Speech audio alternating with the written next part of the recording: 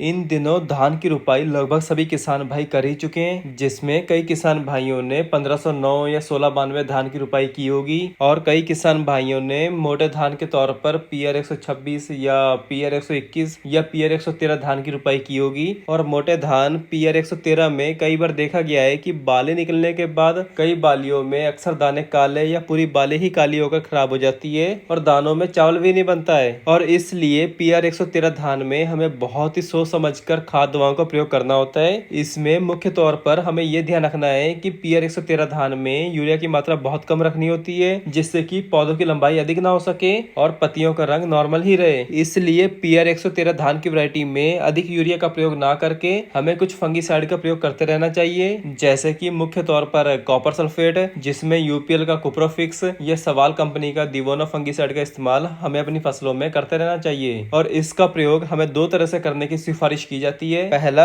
Urea के साथ मिलाकर भी प्रयोग कर सकते हैं और दूसरा, स्प्रे के द्वारा भी इस्तेमाल कर सकते हैं। मगर इस दिवोना फंगीसाइड के बारे में जानने के लिए जो किसान भाई हमारी वीडियो पहली बार देख रहे हैं तो आप भी हमारा चैनल सब्सक्राइब कर लीजिए, जिससे आपको हर एक फसल के बारे में सही टाइम पे सही जानकारी मिलती रहे। तो चलिए जानते हैं कि धान की फसल में दिवोना फंगीसाइड के बारे में। बात करते हैं दिवोना फंगीसाइड के मोड ऑफ एक्शन के बारे में। तो किसान भाइयों, ये एक शक्तिशाली फंगीसाइड और बैक्टीरियासाइड का मिश्रण है। और बात करें इसके टेक्निकल की तो इसमें आता है कॉपर सल्फेट 47.15% प्लस मैंकोजेब 30%, जो कि WDG फॉर्मुलेशन में आता है, मतलब वेटेबल डिस्पर्सिबल ग्रेनुअल, जो कि बिल्कुल बारीक दानेदार फॉर्म में आता है। जैसे कि आप इस वीडियो में देख सकते हो कि ये बिल्कुल ही बारीक दानेदार फॉर्म में आता है और ये एक एडवांस फॉर्मुलेशन है, मतलब सबसे सेफ कॉपर बेस्ड फंगीसाइड है, क्योंकि ये कॉपर के आयंस को बहुत ही धीरे धीरे रिलीज करता है, जिससे इसका रिजल्ट काफी लंबे समय तक बना रहता है। इसलिए धान की फसल में बकानी रोग, बैक्टीरियल लीफ ब्लाइट और सभी प्रकार के फंगस और बैक्टीरिया जनित बीमारियों को बहुत ही बढ़िया तरीके से कंट्रोल करता है। और बात करते हैं इसकी रेन फास्टनेस की, तो इसकी स्प्रे करने के बाद ये बहुत ही जल्दी पत्तियों में समा जाता है और 3 घंटे के बाद बारिश के आ जाने पर ये नहीं धुलता है। और इसके अलावा किसान भाइयों, अगर हम बासमती धान की खेती करते हैं तो 1509 और 1692 धान की फसल में बकानी रोग का प्रकोप काफी देखने को मिलता है। मगर इस रोग की पहचान के लिए हमें खेत में जाकर देखना है। कुछ पौधे दूसरे पौधों की तुलना में काफी लंबे दिखाई देते हैं और बाद में ये धीरे धीरे सूखने लगते हैं। वैसे तो अभी तक इस रोग का कोई भी निश्चित उपाय नहीं है, मगर फिर भी अगर हम थायोफिनेट मिथाइल या कॉपर सल्फेट खाद में मिलाकर प्रयोग करते हैं तो ये रोग काफी हद तक कंट्रोल हो जाता है। और इसके अलावा हमें बकानी रोग की रोकथाम नर्सरी में ही करनी चाहिए, क्योंकि धान की नर्सरी में ही बकानी रोग के लक्षण दिखाई देने लग जाते हैं। तो उसी समय हमें थायोफिनेट मिथाइल या कॉपर सल्फेट की स्प्रे या खाद में मिलाकर छिड़काव कर देने से और बाद में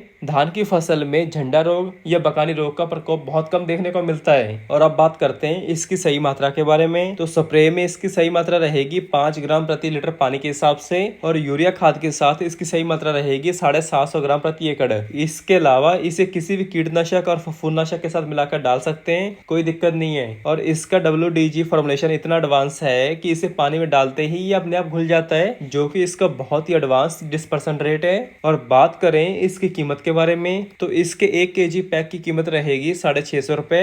और हमने भी अपनी बासमती धान 1509 और 1692 में इसका प्रयोग किया है, तो हमें बहुत ही बढ़िया रिजल्ट इसका मिला है। और आज हम इसे पीआर 113 धान की वैरायटी में प्रयोग कर रहे हैं, क्योंकि पीआर 113 धान की वैरायटी में लाल बालियां और BLB की दिक्कत बहुत ज्यादा देखने को मिलती है। ये तो किसान भाइयों, यही सब कुछ था कि धान की फसल में दिवोना फंगीसाइड के बारे में। मगर फसल को और भी हरा भरा और स्वस्थ रखने के लिए आप हमारे चैनल को सब्सक्राइब कर लीजिए। धन्यवाद।